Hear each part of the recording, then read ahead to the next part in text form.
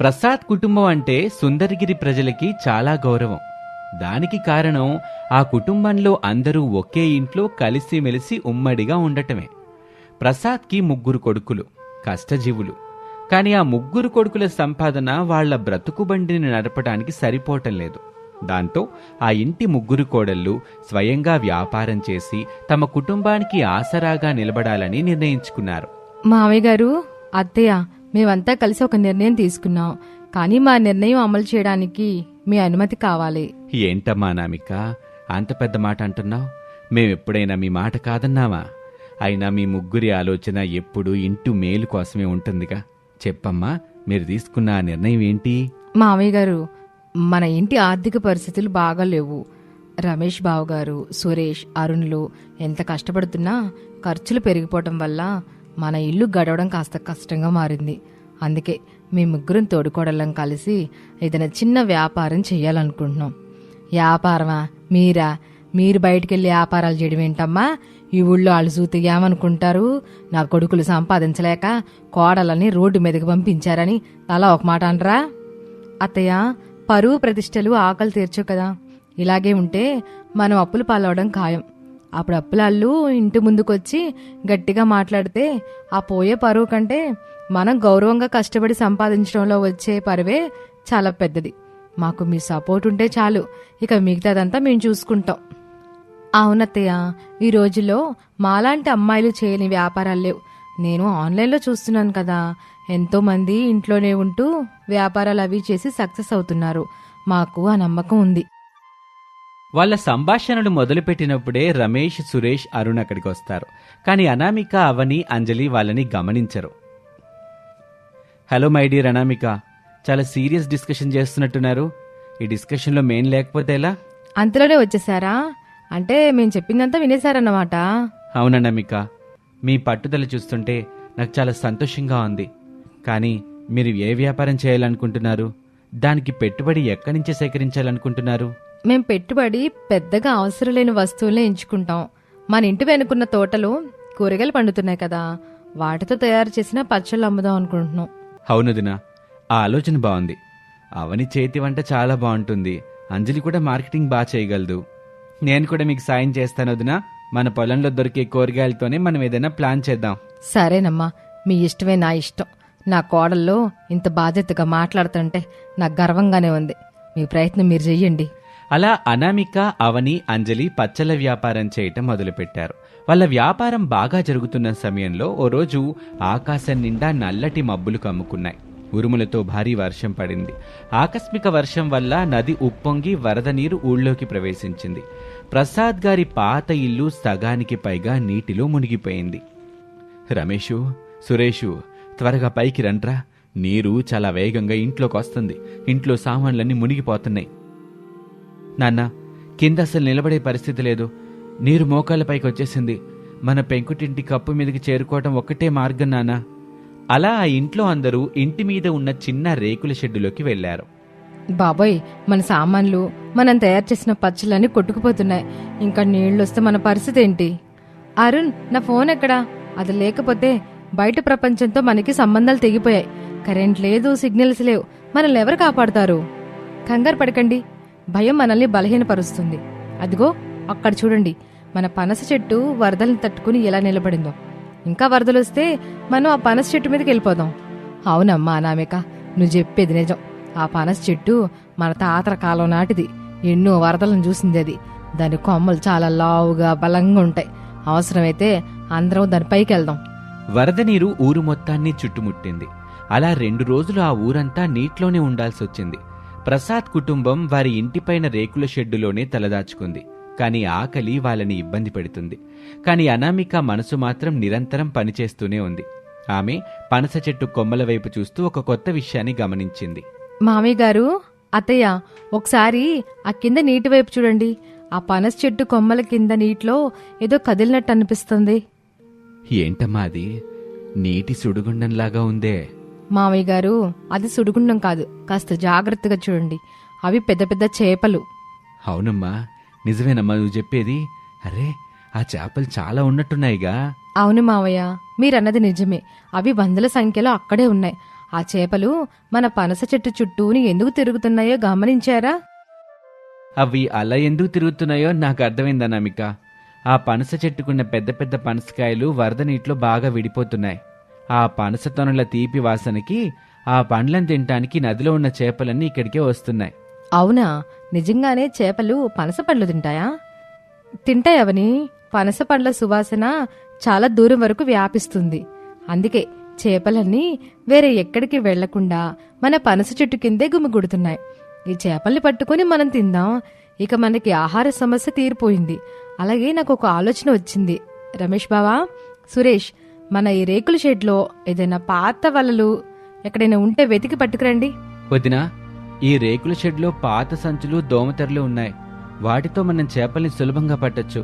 సరిగ్గా చెప్పేవారుణ్. మనం ఈ చేపల్ని పట్టి వాటిని కేవలం మన ఆకలి తీర్చుకోవడానికే కాకుండా చుట్టుపక్కల ఇళ్ల మీద ఆశ్రయం పొందిన వాళ్ళకి తక్కువ ధరకు అమ్ముదాం. వరదల వల్ల ఎవరికి తాజా ఆహారం దొరకట్లేదు కదా. వావ్, వరదల్లో చేపల వ్యాపారమా? అక్క, నీ ఐడియా సూపర్. ఇళ్ల మీద ఉన్న వాళ్ళంతా ఎండు రొట్టెలు తిని విసిగిపోయి ఉంటారు. వాళ్ళకి తాజా చేపలిస్తే ఖచ్చితంగా కొంటారు. రమేష్, సురేష్లు వలలు సిద్ధం చేశారు. వాళ్ళు పనస చెట్టు కొమ్మల మీద కూర్చొని నీటిలోకి వలలు విసిరారు. కొద్దిసేపటికి వాళ్ళకి పదుల సంఖ్యలో పెద్ద పెద్ద చేపలు పడ్డాయి. ఆ చేపల శరీరం పనస తీపితో నిండి ఉండటం వల్ల వాటికి ఒక ప్రత్యేకమైన వాసన కూడా వచ్చింది. పనస చెట్టు కింద చేపల్ని పట్టడం చాలా సులభంగా మారింది. ఎందుకంటే పనస తొనలు నీటిలో ఉన్నంతసేపు చేపలు అక్కడి నుంచి కదలటం లేదు. ముగ్గురు కోడళ్ళు కలిసి టెర్రస్ మీద ఒక చిన్న ఇటుకల పొయ్యి అమర్చి వరద నీరు తగలకుండా ఎండు కొమ్మలతో మంట రాజేశారు. అక్క, చేపలు చాలా తాజాగా ఉన్నాయి. మన దగ్గర ఉన్న ఆ పాత పచ్చళ్ళ మసాలా దీనికి పట్టిస్తే ఎలా ఉంటుంది? చాలా బాగుంటుందవని. నువ్వు ఆ చేపల్ని శుభ్రం చేయి. అంజలి, నువ్వు పక్కనే ఉన్న ఇళ్ల వాళ్ళకి గట్టిగా అరిచి చెప్పు, మన పనస చెట్టు దగ్గర తాజా చేపలు దొరుకుతున్నాయని. కావాలంటే పడవల్లో వచ్చి తీసుకెళ్ళమని చెప్పు. రామారావు గారు, సుబ్బయ్య గారు, వినండి. మా పనస చెట్టు దగ్గర తాజా చేపలు దొరుకుతున్నాయి. ఇప్పుడే పట్టిన బ్రతుకున్న చేపలవి. కావాలనుకున్న వాళ్ళు పడవల్లో రండి. చాలా తక్కువ ధరకే ఇస్తాం. వరదల్లో చిక్కుకున్న ప్రజలకి తాజా చేపలు దొరుకుతున్నాయనే వార్త పెద్ద ఊరటనిచ్చింది. చుట్టుపక్కల వాళ్ళంతా తమ చిన్న చిన్న పడవలు, వెదురు తెప్పలు వేసుకుని ప్రసాద్ గారి పనస చెట్టు దగ్గరికి రావటం మొదలుపెట్టారు. ప్రసాద్ గారు, నిజంగానే చేపలున్నాయా అండి? ఈ 3 రోజుల నుంచి కేవలం ఉడకబెట్టిన బంగాళదుంపలు తింటున్నాం. కొంచెం చేపలు ఇప్పించండి. ఉన్నాయి బాబు, ఉన్నాయి. నా పెద్ద కోడలు కనిపెట్టిన ఉపాయం ఇది. ఇదిగో, ఆ పనస కొమ్మల దగ్గర రమేష్ ఉన్నాడు. వాడు తాజా చేపలిస్తాడు. సార్, కేవలం పచ్చి చేపలే కాదు, కావాలంటే మా టెర్రస్ మీదే వేడివేడి చేపల పులుసు కూడా వండిస్తాం. ఈ కట్టెల పొయ్యి మీద వండిన పులుసు తింటే ఈ చలికి మీకు చాలా హాయిగా ఉంటుంది. అవునా అమ్మాయి, చాలా సంతోషం. నాకు 2 కేజీల పచ్చి చేపలు, 1 బాక్సు పులుసు ఇవ్వండమ్మా. అనామిక, అవని చకచకా చేపల పులుసు ప్యాక్ చేసి ఇస్తుంటే అంజలి డబ్బులు కలెక్ట్ చేస్తుంది. వరదల్లో కూడా వాళ్ళ వ్యాపారం 3 పువ్వులు 6 కాయలుగా సాగింది. 10 రోజులు ఇలాగే గడిచాయి. వరద నీరు మెల్లమెల్లగా తగ్గుముఖం పట్టింది. ఊరంతా మళ్లీ సాధారణ స్థితికి రావటం మొదలైంది. ప్రసాద్ గారి ఇల్లు కూడా నీటి నుంచి బయటపడింది. కానీ వరదలు వెళ్లిపోయినా ఆ పనస చెట్టు దగ్గరకు వచ్చి చేపలు కొనే జనం మాత్రం తగ్గలేదు. చేపల పులుసు రుచి మరిగిన ప్రజలు వరదలు పోయినా సరే ప్రత్యేకంగా ప్రసాద్ గారి ఇంటికే రావటం మొదలుపెట్టారు. అక్క, చూసావా? వరదలు పోయినా సరే జనం మనింటి ముందే క్యూలు కడుతున్నారు. నిన్న పక్క ఊరి ప్రెసిడెంట్ గారు వచ్చి 5 కేజీల చేపలు అడిగారు తెలుసా? అవునక్క, వరదల్లో మనం చేసిన వ్యాపారం ఇప్పుడు మనకి పర్మనెంట్ బిజినెస్ అయిపోయింది. ఆ పనస చెట్టు ఇంకా కాయలు కాస్తూనే ఉంది. ఆ చేపలు ఆ పనస చెట్టు దగ్గర నిలిచిన నీళ్ళల్లో ఇంకా ఉన్నాయి. దేవుడు మనకి ఆపద రూపంలో ఒక మార్గాన్ని చూపించాడవని. మనం ఎందుకు ఈ పనస చెట్టు కిందే ఒక అందమైన చేపలంగడి పెట్టుకోకూడదు? మనం కూడా చెరువులో చేపలను పెంచుతాం కదా. అనామిక, నీ ఆలోచన అద్భుతం. నేను ఈ రోజే ఆ పనస చెట్టు చుట్టూ ఒక అందమైన వెదురు వేదిక తయారు చేస్తాను. కస్టమర్లు అక్కడ కూర్చొని ప్రశాంతంగా చెరువుగాల్ని ఆస్వాదిస్తూ చేపల పులుసు తినొచ్చు. అవునన్నయ్య, నేను ఆన్లైన్లో మన లొకేషన్ యాడ్ చేస్తాను. పట్నం నుంచి వచ్చే వాళ్ళకి కూడా ఈ పనస చెట్టు చేపల రుచి తెలియాలి కదా. నేను కూడా అంజలికి హెల్ప్ చేస్తాను. మన బ్రాండ్ నేమ్ పనస చెట్టు ముగ్గురు కోడల చేపల పులుసు అని పెడతాను. కొన్ని నెలల తర్వాత ఆ పనస చెట్టు చుట్టూ ఒక పెద్ద టూరిస్ట్ స్పాట్ తయారైంది. ఊళ్ళో వాళ్లే కాదు, పక్క టౌన్ నుంచి కూడా జనం కార్లలో వస్తున్నారు అక్కడికి. కట్టెల పొయ్యి మీద వండుతున్న ఆ చేపల పులుసు వాసన చుట్టుప్రక్కలంతా వ్యాపించింది. యావండి, చూసారా, మన ఇల్లు మునిగిపోయినప్పుడు ఏడ్చాను. కానీ ఈరోజు నా కోడల్లో ఆ ఆపద నుండి ఒక అవకాశాన్ని సృష్టించి మన ఇంటిని ఒక బంగారు గనిలా మార్చారు. అవును శారదా, నా కోడలు అనామిక గుండె ధైర్యం మనల్ని నిలబెట్టింది. విపత్తు వచ్చినప్పుడు భయపడకుండా ఉపాయంతో ఎలా గెలవాలో నా కోడలు నిరూపించారు. మావయ్య గారు, ఈరోజు మన పాతిల్లిని మళ్ళీ కొత్తగా రిపేర్ చేయించాము. చెరువులో మేలైన చేపల్ని పెంచుతున్నాం. ఇదంతా ఈ పనస చెట్టు దయవల్లే. అవును మావయ్య, మన పనస చెట్టు మనకి నిజమైన కల్పవృక్షం. అక్క, ఈరోజు ఆర్డర్స్ చాలా ఎక్కువగా ఉన్నాయి. త్వరగా చేపలు కావాలి. ఇదిగో రమేష్ బావు గారు చెప్పినట్టు చేపలు తెచ్చారు. అవని మసాలాలు సిద్ధం చెయ్యి. అలాగే మనకి ఎన్ని డబ్బులు వచ్చినా మన నాణ్యత మాత్రం ఎప్పుడూ తగ్గకూడదు. కస్టమర్లకి అమ్మ ప్రేమతో కూడిన వంటని మనం అందించాలి. అనామిక, నీ ఓర్పు, నీ తెలివి ఈరోజు మన కుటుంబాన్ని ఈ ఊళ్ళోనే అత్యంత గౌరవప్రదమైన స్థానంలో నిలబెట్టాయి. నిన్ను చూస్తే నాకు చాలా గర్వంగా ఉంది అనామిక. రమేష్ బావా, ఐకమత్యం ఉన్న చోట ఏ విపత్తు కూడా మనల్ని ఏమీ చేయలేదు. నా తోటి కోడళ్ళు నాకు తోడుగా ఉన్నారు. మీరు మాకు వెన్నుముకగా నిలిచారు. అందుకే ఈ విజయం దక్కింది. అలా ముగ్గురు కోడళ్ళు తమ వివేకంతో వరద కష్టాలను ఒక వ్యాపార అవకాశంగా మార్చుకొని విజయం సాధించారు. ఆ పనస చెట్టు కేవలం ఒక చెట్టుగా కాకుండా ఆ కుటుంబానికి జీవనాధారంగా ఒక ప్రసిద్ధ రుచుల నిలయంగా మారిపోయింది. ఇది వాల్టి కథ. మరొక ఆసక్తికర కథలో మళ్ళీ కలుద్దాం. అంతవరకు సెలవు, నమస్తే. అదిగో, అది ప్రసాద్ గారిల్లు. ఆ ఇల్లు పాతదైనా ఆ ఇంట్లో మనుషుల మధ్య ఉన్న ప్రేమ మాత్రం ఎప్పుడూ చిన్నది కాదు. ప్రసాద్ గత 30 ఏళ్లుగా ఒక చిన్న సైకిల్ రిపేర్ షాపు నడుపుతూ కుటుంబాన్ని సాగుతున్నాడు. కానీ ఇప్పుడు వయోభారంతో ఆయన ఆరోగ్య సమస్యలతో బాధపడుతున్నారు. దాంతో ఆయన కొడుకు రమేష్ ఆ సైకిల్ షాపు బాధ్యతని తీసుకున్నాడు. రమేష్కి అనామికతో పెళ్లి జరిగి 2 ఏళ్లవుతుంది. అనామిక చాలా బాధ్యత గల ఇల్లాలు. రోజు రోజుకు పెరుగుతున్న ధరలు, సైకిల్ షాప్లో వస్తున్న అరాకొర ఆదాయం చూసి ఆమె మనస్సు నిశ్శబ్దంగా రోధించేది. ఓ రోజు పొద్దున్న, అత్తయ్య, మావయ్య గారికి దగ్గు ఈ మధ్య మరీ ఎక్కువైంది. డాక్టర్ గారు రాసిచ్చిన మందుల ప్రిస్క్రిప్షన్ అలాగే ఉంది. మా ఆయన్ని మందులు తీసుకురమ్మని అడిగితే ఈ వారం షాపులో అస్సలు గిరాకీ లేదు, చేతిలో పైసా లేదంటున్నారు. నాకేమో చాలా భయంగా ఉంది అత్తయ్య. ఏం చేస్తాంలేమ్మా నామేక, మన తల రాతంతే అనుకోవాలి. మీ మామయ్య గారు ఆ షాప్ నడిపిన రోజులు ఏదోలాగా ఇల్లు గడిచేది. ఇప్పుడు సైకిల్ దొక్కే వాళ్ళు తగ్గిపోయారు. అందరు మోటార్ బైకులు కొనుక్కుంటున్నారు. మన రమేష్ ఏమో రోజంతా షాప్లో కూర్చున్నా గాని 100 రూపాయలు రావడం గగనం అయిపోతుంది. అవునత్తయ్య, ఇప్పుడే పరిస్థితి ఇలా ఉంటే రేపు మాకు పిల్లలు పుడితే వాళ్ళని ఎలా సాకాలి? వాళ్ళ చదువులని, హాస్పిటల్ ఖర్చులని, అమ్మో, తలచుకుంటే నా గుండె ఆగిపోతుంది. ఇలాంటి పేదరికంలో పిల్లల్ని కనడం నాకు ఇష్టం లేదు అత్తయ్య. మన వంతుగా మనం ఏదైనా చెయ్యాలి. నువ్వు చెప్పేది నిజమేనమ్మా, కానీ మనం ఏం చేయగలం చెప్పు. నాకు తెలిసిందేదో ఈ వంట పనిలే కదా. అదే అత్తయ్య, మనకి వంట చేయడం వచ్చు కదా. మీ చేతి వంటే చాలా బాగుంటుంది. ముఖ్యంగా మీరు పెట్టే ఆవకాయ పచ్చడంటే చుట్టుపక్కల వాళ్ళు ఇష్టంగా తింటారు. ఈసారి మనం ఆవకాయ పచ్చడి కాస్త ఎక్కువ మొత్తంలో పెట్టి మన ఇంటి ముందే ఒక చిన్న బల్లేసుకుని అమ్మితే ఎలా ఉంటుందంటారు? ఇంటి ముందు పచ్చళ్ళు అమ్మడమా? ఊర్లో వాళ్ళు చేతి ఏమనుకుంటారమ్మా? ప్రసాద్ గారి కోళ్ళు రోడ్డు మీద పచ్చళ్ళు అమ్ముతుందని నవ్వుతారేమో. అత్తయ్య, ఆకలితో అలమటించేటప్పుడు ఈ పరువు ప్రతిష్టలు మనకు అన్నం పెట్టవు. కష్టపడి బ్రతకడంలో తప్పులేదు. మావయ్య గారికి మందులు కావాలి. మన భవిష్యత్తు బాగుండాలంటే మనం ఈ పని చెయ్యాల్సిందే. సాయంత్రం రమేష్ షాపు నుంచి వచ్చి అరుగు మీద కూర్చున్నాడు. అనామిక, కొంచెం మంచినీళ్ళివ్వు. ఈరోజు షాప్లో కేవలం 50 రూపాయలు మాత్రమే వచ్చాయి. ఈరోజు నేను ఒక సైకిల్కి పంచర్ వేసి చైన్ టైట్ చేశాను, అంతే. దాంతో నాన్నగారికి మందులు ఎలా కొనాలో నాకు అర్థం కావటం లేదు. ఏవండి, మీరు బాధపడద్దు. నేనొకటి చెప్తాను, వినండి. నేను అత్తయ్య గారు కలిసి మన ఇంటి ముందు ఆవకాయ పచ్చడి అమ్మాలని అనుకుంటున్నాం. దీనివల్ల మనకు కొంత ఆదాయం వస్తుంది కదండి. పచ్చళ్ళు అమ్మటమా? వద్దనామిక, నేను కష్టపడి సంపాదిస్తున్నానుగా. నిన్ను రోడ్డు మీద ఎండలో నిలబెట్టి వ్యాపారం చేయించాలంటే నా మనసు ఒప్పుకోదు. కష్టాల్లో ఉన్నప్పుడు ఇద్దరు కలిసి ఇంటి బరువును పంచుకోవడం ముఖ్యం. మీ ఒక్కరి భుజాల మీద ఈ సంసార బరువు ఎక్కువైపోతుందండి. నాకు ఈ అవకాశం ఇవ్వండి. ఒరే రమేషు, కోడలు చెప్పింది నిజమేరా.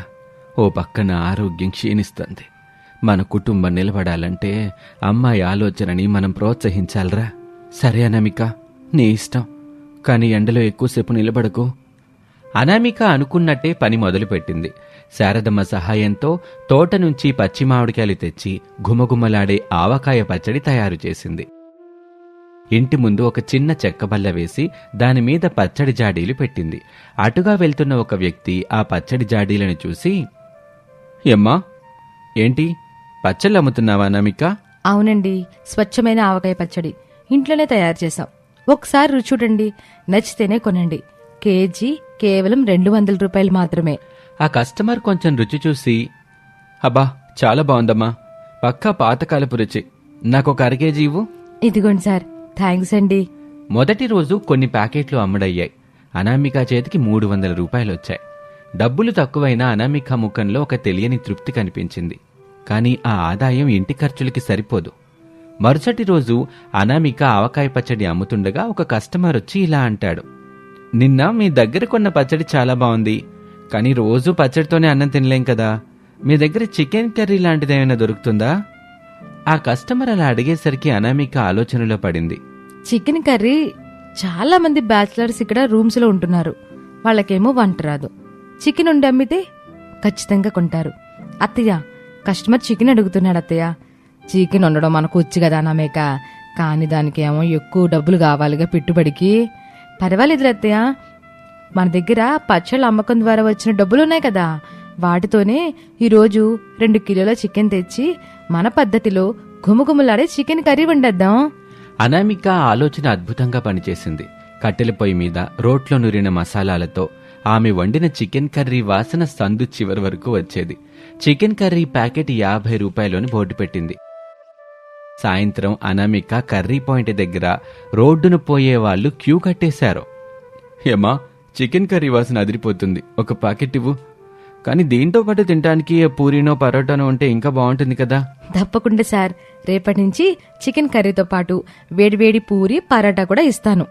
మరుసటి రోజు సాయంత్రం నుంచి అనామిక పూరీలు పరోటాలు చేయటం మొదలుపెట్టింది. పరోటా రుచిగా రావటానికి ఆమె చాలా కష్టపడింది. ముందు ఆ చికెన్ పరోటా అనామిక రమేష్కి వడ్డించింది. వావ్ అనామిక, ఇది అద్భుతం, ఈ పరోటా ఇంత మెత్తగా ఎలా చేశావు? చికెన్ కర్రీ ఘాటు, పరోటా సాఫ్ట్నెస్, అద్భుతమైన కాంబినేషన్. ఈ టేస్ట్కి కస్టమర్లు ఫిదా అయిపోతారు. అవునా, కస్టమర్లకి నచ్చడమే మన లక్ష్యం అండి. ఈ వారం మనకి గత వారం కంటే మంచి ఆదాయం వచ్చింది. మామయ్య గారి మందులు కొన్నాను, ఇంకా 200 మిగిలాయి. అమ్మా అనామిక, నా ఆరోగ్యం ఇప్పుడు చాలా బాగుంది తల్లి. నీ చేతి వంట మన ఇల్లు పరిస్థితిని మార్చేసిందిగా. అనామిక వంటల వల్ల వాళ్ళ వ్యాపారం బాగుంది. కానీ అనామిక షాపు సందులోపల ఉండటం వల్ల కేవలం కొద్ది మంది మాత్రమే వస్తున్నారు. ఒకరోజు అనామిక కూరగాయల కోసం టౌన్లో ఉన్న మెయిన్ సెంటర్కి వెళ్ళింది. అక్కడ ఒక టిఫిన్ సెంటర్ దగ్గర విపరీతమైన గిరాకీ ఉంది. జనం ఒకరినొకరు తోసుకుంటూ తింటున్నారు. అనామిక ఆశ్చర్యపోయి అక్కడికి వెళ్ళింది. ఇంతమంది ఇక్కడ ఎందుకు తింటున్నారు? ఇక్కడ టిఫిన్ అంత రుచిగా ఉంటుందా ఏంటి? ఒకసారి నేను కూడా తిని చూస్తాను అని అనామిక ఒక ప్లేట్ టిఫిన్ ఆర్డర్ ఇచ్చి రుచి చూసింది. కానీ ఆ టిఫిన్ అసలు బాలేదు. చట్నీ ఏమో నీళ్ళలా ఉంది, కారం ఎక్కువైంది. ఛీ, ఇదేం రుచి! నేను వండేదానికంటే ఇది చాలా దారుణంగా ఉంది. కానీ జనం ఎందుకు ఇంతలా ఎగబడి తింటున్నారు? అలా ఆలోచిస్తూ అనామిక ఇంటికి పయనమైంది. ఇంటికొచ్చాక అనామిక మామగారికి, అత్తయ్యలకి ఆ విషయం చెప్పింది. మామయ్య గారు, ఈరోజు నేను మెయిన్ సెంటర్లో ఒక హోటల్ చూశానండి. అక్కడ అసలు వంటే బాలేదు, కానీ జనమైతే చాలా మంది క్యూలు కట్టి మరీ తింటున్నారు. మన దగ్గర ఇంత మంచి రుచి ఉన్నా జనం తక్కువగా వస్తున్నారు. అసలు దీనికి కారణం ఏంటి మామయ్య? దాన్నే స్థానబలం అంటారమ్మా. ఆ హోటలు మెయిన్ సెంటర్లో ఉంది. దారిని పోయే వాళ్ళంతా ఆకలేస్తే ముందుగా కనిపించే హోటల్లోనేగా తింటారు. అంతేగాని రుచి కోసం వెతుకుతూ సందు లోపలికి రారు కదమ్మా. మంచి సెంటర్లో ఉంటే జనం ఎక్కువగా వస్తారు తల్లి. దానికి తోడు రుచి కూడా ఉందనుకో, ఇంకా జనాన్ని ఆపడం ఎవరి వల్ల కాదు. స్థానబలమా? అంటే మనం కూడా ఆ మెయిన్ సెంటర్లో షాప్ పెట్టాలి. అత్తయ్య, అక్కడ ఒక షట్టర్ అద్దె ఎంత ఉంటుందో మా ఆయన్ని తెలుసుకోమని చెప్పాలి. అప్పుడే రమేష్ ఇంట్లోకి వస్తాడు. అనామిక, నీకు మెయిన్ సెంటర్లో అద్దెంతో తెలియాలా? అక్కడ ఒక చిన్న షట్టర్కి నెలకి 10,000 రూపాయలు అద్దుంటుంది తెలుసా? పైగా 2 నెలల అడ్వాన్స్ కట్టాలి. అంత అడ్వాన్స్ కట్టే స్తోమత మనకి లేదుగా.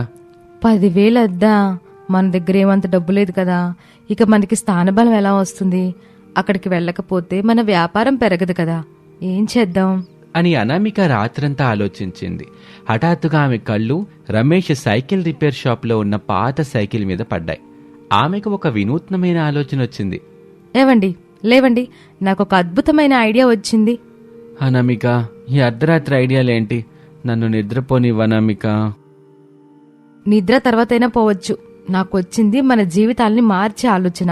మన షాపులో ఒక పాత సైకిల్ ఉంటాయి కదా, దానికి వెనక వైపు 2 పెద్ద బాక్సులు అమర్చేలా వెల్డింగ్ చేయగలరా? సైకిల్కి వెల్డింగా? అంటే సైకిల్ మీద చికెన్ పరోటా అమ్ముతావా ఏంటి? అవును, మనకి షాప్ అద్దె కట్టేంత డబ్బు లేవు, కానీ సైకిల్ ఉంటే మనం ఎక్కడికైనా వెళ్ళొచ్చు. అప్పుడు మనం షాపుకి అద్దె కట్టాల్సిన అవసరం లేదు, కానీ సెంటర్లో మన బిజినెస్ వలన స్థానబలం వస్తుంది.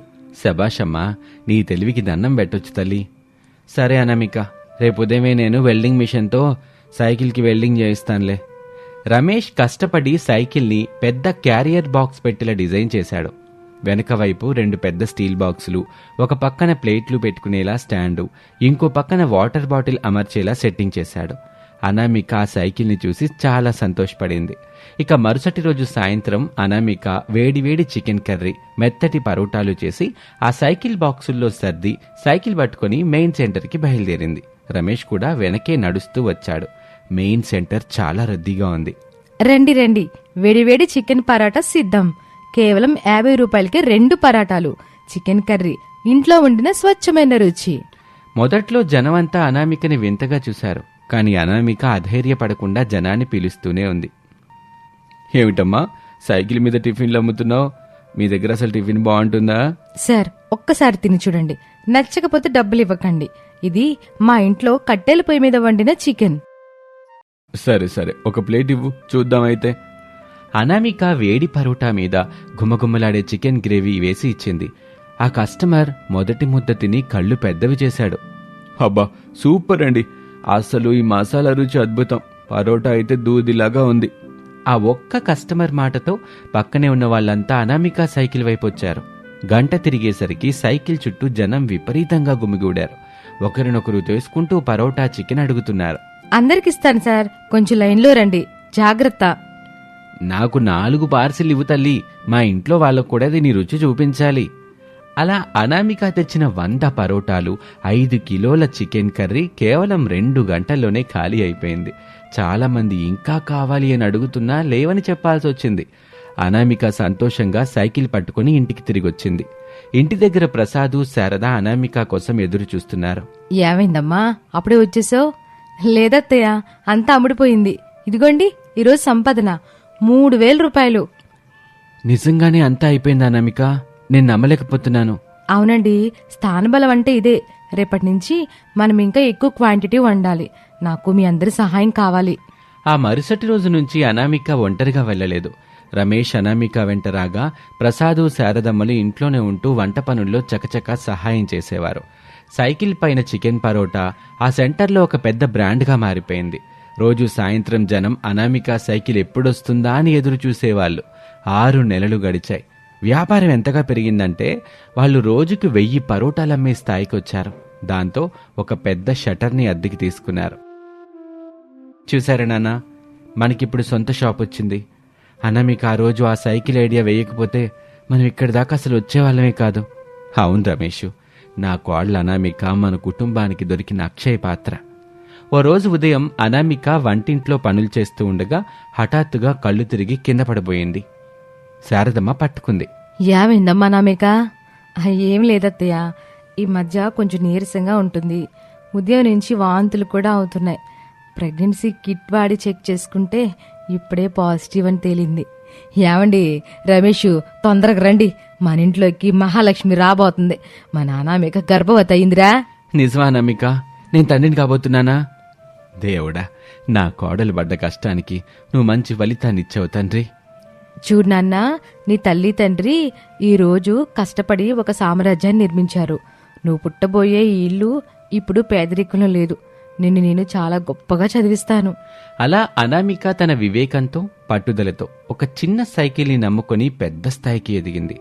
పేదరికం అనేది మన తలరాత కాదు, మన ఆలోచనే మన భవిష్యత్తు అని ఆమె నిరూపించింది. ఇది ఇవాల్టి కథ. మరొక ఆసక్తికర కథలో మళ్ళీ కలుద్దాం. అంతవరకు సెలవు. నమస్తే.